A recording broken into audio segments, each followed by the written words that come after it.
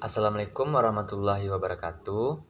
Perkenalkan, nama saya Lutfi Sahel dengan NIM 22129408. Pada video kali ini, saya akan mencoba menjelaskan jenis-jenis kegiatan menulis di sekolah dasar. Yaitu langsung saja kita masuk ke materinya. Berdasarkan jenis tulisannya, menulis dibedakan menjadi 4, yaitu menulis deskripsi, narasi, argumentasi, dan eksposisi. Di samping keempat jenis tulisan tersebut, Suparno 2008 menambahkan satu lagi jenis tulisan yaitu persuasi. Nah, materi pertama yaitu deskripsi.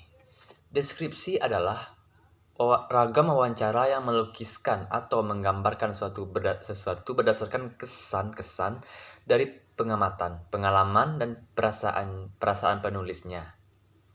Mempertegas pendapat Suparno bahwa tulisan deskripsi berisi gambaran mengenai suatu hal, keadaan, sehingga pembaca seolah-olah melihat, mendengar, atau merasakan hal tersebut.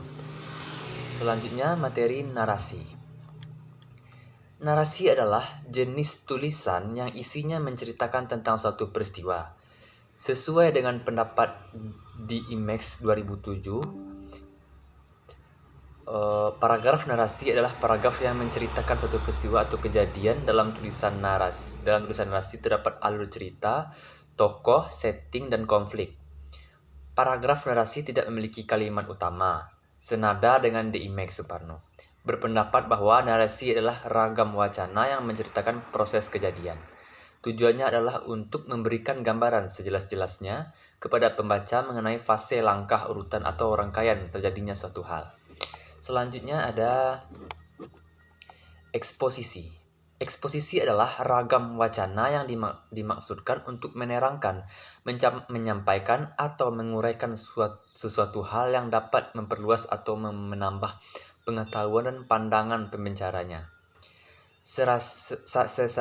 Sasarannya adalah menginformasikan sesuatu tanpa ada maksud, mempengaruhi pikiran, perasaan, dan sikap pembacanya.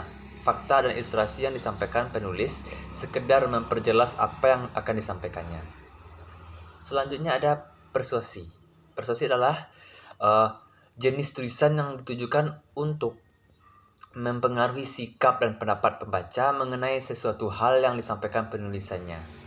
Tulisan ini bertujuan mempengaruhi pembaca untuk membuat sesuatu. Dalam persuasi, pengarang mengharapkan adanya sikap motorik berupa perbuatan yang dilakukan untuk pembaca sesuai dengan yang dianjurkan penulis dalam tulisannya. Hal ini berbeda dengan argumen yang pendekatannya bersifat rasional yang diarahkan untuk mencapai suatu kebenaran. Persuasi lebih menggunakan pendekatan emosional yang berusaha membangkitkan dan merangsang emosi.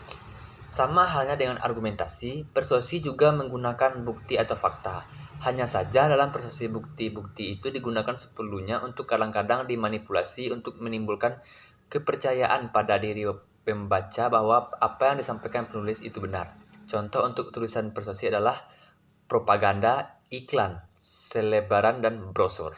Nah, sekianlah penjelasan yang dapat saya jelaskan. Apabila ada kekurangan dan kesalahan, saya mohon maaf. Saya akhiri dengan Assalamualaikum warahmatullahi wabarakatuh.